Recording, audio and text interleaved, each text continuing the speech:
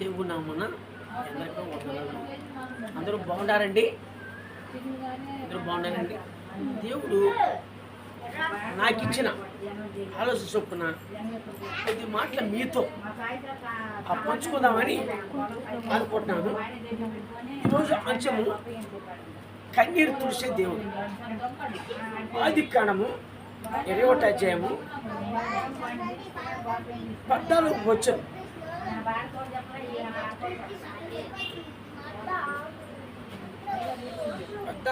ఆదికాండము 20వ అధ్యాయము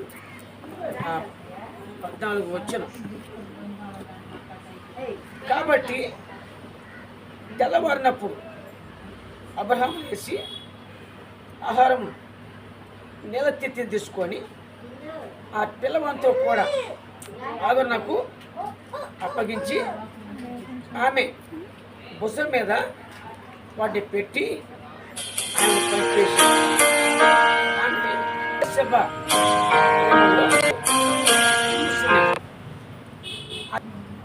నీళ్ళు అయిపోయిన తర్వాత ఆమె ఒక పొద కింద ఆ చిన్నవాడిని పడవేసి ఈ పిల్లవాడిని చూసావు, నేను చూడలేనని అనుకొని ఇంటి వేద దూరం వెళ్ళి కూర్చున్నాను. ఆ విధంగా కూర్చుండి ఎలుగెత్తి ఏడ్చాను.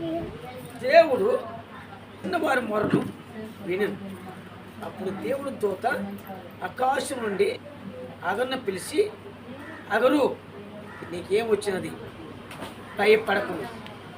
ఆ చిన్నవాడు ఉన్న చోట దేవుడు వాని స్వరము విని ఉన్నాడు. నీవు లేచి ఆ చిన్నవాడిని లేవనెత్తి నీ చేత పట్టుకొని వాడిని గొప్ప జనముగా చేసినని ఆమెతో అనేను. నా తండ్రి, నువ్వు నాతో మాట్లాడుకుంటా అయ్యా. ఈ కన్నీటి వాక్యం మీరు చెప్తున్న నువ్వే నా జ్ఞానం ఇవ్వండి, నా జ్ఞానం సార్ నువ్వే జ్ఞానం దయచేయమని ఒకసారిగా చెబుతున్నా. నీ జ్ఞానంతో నాకు చెప్పండి. చేస్తున్నా తండ్రి. ఇక్కడ సబ్జెక్ట్ ఏంటంటే కన్నీరు తుడిసే దేవుడు. అక్కడ సందర్భం ఏమొచ్చిందంటే ఆగరకు పిల్లవాడు పుట్టినప్పుడు అబ్రాము అతన్ని వేరు పర్సన్ కోరుకున్నాడు. అంటే దానికంటే ముందు చాలా అప్పుడు చదపరిచింది. ఇతర సమస్యల వల్ల మరి ఆఖరి దేవుడే చెప్పాడు ఇప్పుడు వదిలిపెట్టమని రాజులు. అప్పుడు అబ్రహాము ఆఖరి తన పిల్లవాడిని తీసుకొని పోయి అక్కడ వదిలిపెట్టినట్టు వాక్యం. ఇక్కడ ఏంటంటే ఈ సందర్భం ఏంటంటే ఇప్పుడు చాలా ఆఖరికి వచ్చింది ఆ సమస్య అన్నమాట. ఇప్పుడు ఆఖరి ఏం చెప్తుందంటే ఆఖరిని ఎప్పుడైతే అక్కడ అరణ్యమును వదిలిపెట్టారో అప్పుడు ఇక్కడ ఆఖరు ఎడుతుంది, అయ్యా ఈ పిల్లవాడు సావు నేను చూడలేను, నా సమస్య పరిస్థితి ఏమిటని అడిగి చెప్పినట్టు చూపెట్టానమాట. అప్పుడు తన కన్నీరు ఏం చేసిన దేవుడు చూశాడు. ఆ అధ్యాయం చూసుకుంటే ఆ అధ్యాయంలో ఆమె దేవుడు ఆ చిన్నవారి మొరను వినను. అప్పుడు దేవుడి దూత ఆకాశం నుండి హాగర్ను పిలిచి, అగరు నీకేమొచ్చిన భయపడకము, ఆ చిన్నవాడు ఉన్న చోట దేవుడు వాని స్వరము విని ఉన్నాడు. ఆగరే ఎప్పుడైతే అరలు పోయినప్పుడు పిల్లవాడు గురించి అడుగుతుంది, అయ్యా నా బతుకేమిటి, నా సమస్య ఏంటి, నా జీవితం ఆగరి వేసినప్పుడు దేవదూత వచ్చింది. అక్కడ దేవదూత వచ్చి నిలిచి, ఆగరు నీకేమొచ్చింది, ఆగరు నీకేమొచ్చింది,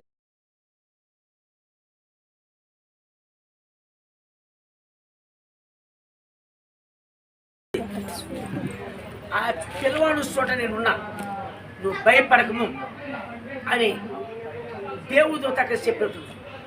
దేవుడు ఎవరికి దూరం చేయాలి. చాలా నుంచి ఆవిరి వచ్చినప్పుడు కూడా మనుషులు వదిలిపెడతారు. దేవుడు ఎప్పుడు ఎప్పుడైతే ఆవిరి కన్నీటితో ప్రార్థన చేసిందో ఆ కన్నీరు ప్రార్థన ఆలకించాడు దేవుడు. ఆ కన్నీరు ప్రార్థన ఆలకించి తన కన్నీరు నాట్యంగా మార్చిన దేవుడు ఆ కన్నీరు మాట విన్న తర్వాత ఆయన గొప్ప జనముగా చేసినట్టుంది. ఇది ఆగరు కన్నీటి పాదం అనేది. ఆ తర్వాత ఇస్మాయిల్ దేవుడు ఇచ్చాడు. దేవుడు గొప్పవాడిగా అతను తయారు చేసినట్టు ఆ వాక్కు ఈ అబ్జాయి ఇది. రెండో పాయింట్ చూసుకుందాం. రెండో పాయింట్ మొదటి సమూయేలు గ్రంథము 1వ అధ్యాయము 10 వచనం. మొదటి సమూయేలు 1వ అధ్యాయము ఈ 10 ఉంది. ఈ అధ్యాయం చూసుకుంటే బహు దుఃఖక్రాంతురాలై వచ్చి యెహోవా సన్నిధిని ప్రార్థన చేస్తూ బహుగా ఏడ్చుస్తూ సైన్యములకు అధిపతి యెహోవా, నీ సేవకురాలైన నా కలిగి ఉన్న శ్రమను చూసి నీ సేవకురాలైన నన్ను మరొక జ్ఞాపకం చేసుకొని నీ సేవకురాలైన నాకు మగపిల్లను దయచేసి అలా వాని తల మీదకి చౌరపు కత్తి ఎన్నటికీ రానిక వాడు బ్రతుకుదములు అన్నీ నేను వాడిని యెహోవా నీకు అప్పగిస్తున్నానని మొక్కుబడి చేసుకొని ఆమె యెహోవా సన్నిధిని ప్రార్థన చేస్తుండగా ఏలి ఆమె నోరు కనిపెట్టుచుండాను. ఏలి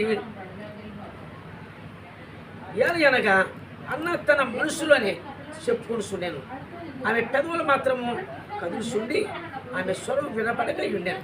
కనుక ఏలి ఆమె మత్తురాలై ఉన్నదనుకొని, ఎంతవరకు నీవు మత్తురాలై ఉందువు, నువ్వు ద్రాక్షరసమును ఎదురుండి తీసివేయమని చెప్పగా, అన్న అది కాదు నా ఏళ్ళువాడా, నేను మనోదుఃఖము కలదాన్ని ఉన్నాను. నేను ద్రాక్షరసమైనను మద్యమునైనను పానము చేయలేదు, కానీ నా పని యెహోవా సన్నిధిని కుమ్మరించుకుంటున్నా. నీ సేవకురాలైన నన్ను పనికి మాలిన దానిగా ఎంచబోతు. అత్యంతమైన కోపకారణను బట్టి బహుగా విట్టూపు విడుస్తూ నాలో నేను దీన్ని చెప్పుకుంటున్నాను. అంతా ఏలి నేను చేయముగా ఏలము ఇశ్రాయేలు దేవునితో నేను చేసుకున్న మనని ఆయన దయచేయగా కానీ ఆమెతో చెప్పాను.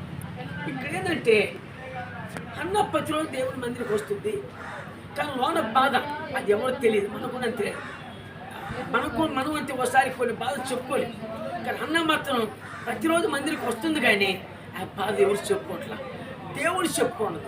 దేవుడు చెప్పుకున్న సమయంలో ఒకరోజు మరి మందిరానికి వచ్చినప్పుడు వేసినప్పుడు ఆమె ఏడుస్తుంది, వేదంతో బాధ ఏడుస్తుంది. వేదంతో ఏడిసినప్పుడు ఏడుతుందన్నమాట. అప్పుడు ఏలి ఆమె పెదవులు కనిపెడుతూ ఉన్నాడు.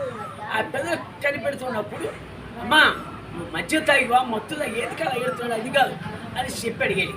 అప్పుడు అది కాదు నా ఏళ్ళు వాడా, నాకు ఒక కొదువు ఉంది, నాకు పిల్లలు లేరు, ఒక మొయ్యి పిల్లలు కంటే నేను అతను సమర్పించుకుంటాను, అతని మీద మంగళ రానికుండా అది చేర్చుకుని మొక్కుబడి పెట్టు. అన్న ఏం చేసిందంటే తన మొక్కుబడి పెట్టుకో. ఆ మొక్కుబడి విన్నప్పుడు దేవుడు ఆయన మొరలినమాట. ఎందుకంటే కన్నీరు అనేది ప్రతి ఒక్క వ్యక్తికి కన్నీరు రాక దావీదు కూడా తన ప్రజల కోసం ఎంతో దుఃఖం వేసినట్టుంది. అన్న అయితే తన బిడ్డల కోసం వేసినప్పుడు దేవుడు కన్నీరు చూశాడు. ఇంకా ఉదాహరణ చెప్పనంటే ఇచ్చుకరాజు కూడా మన్నకమైన రోగం వచ్చినప్పుడు కూడా ఆయన కన్నీరు విడుస్తూ చెప్పు వాక్యం ఉంది అక్కడ.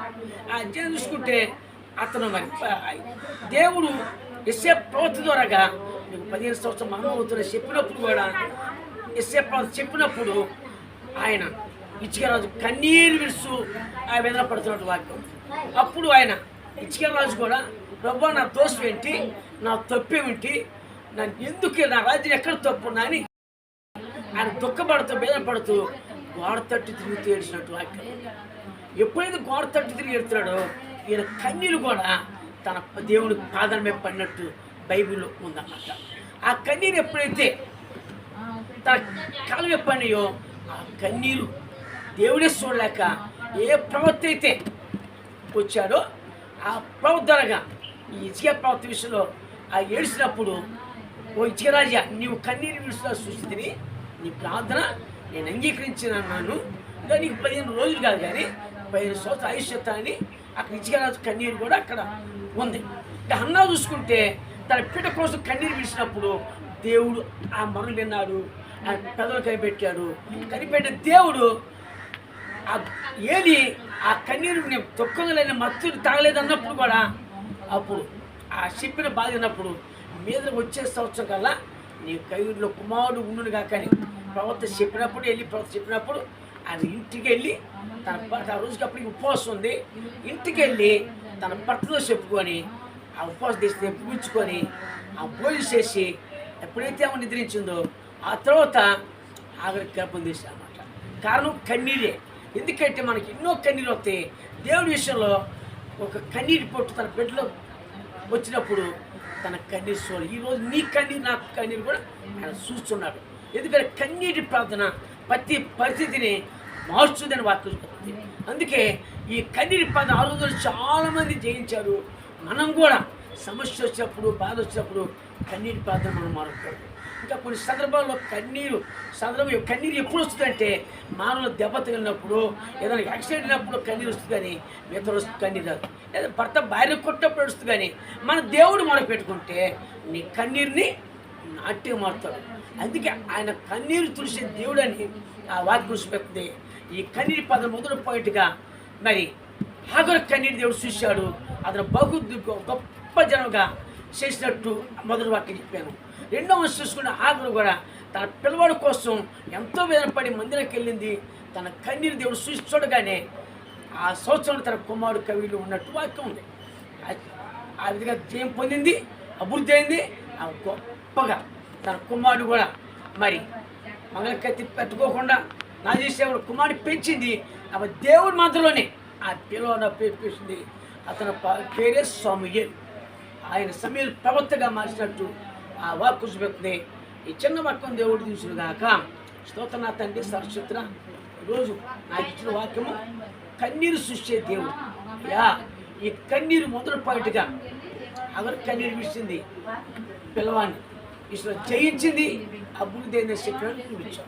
రెండో పాయింట్ కూడా ఆకులు కూడా పిల్లపై వేదన పడి మందులో పడినప్పుడు ఆ కన్నీరు చూశాడు.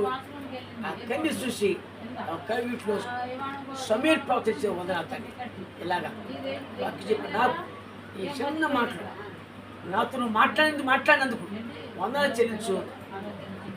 నజరేయుడు యేసు నామమున తండ్రి ఆమేన్. అందరికీ వందనాలు.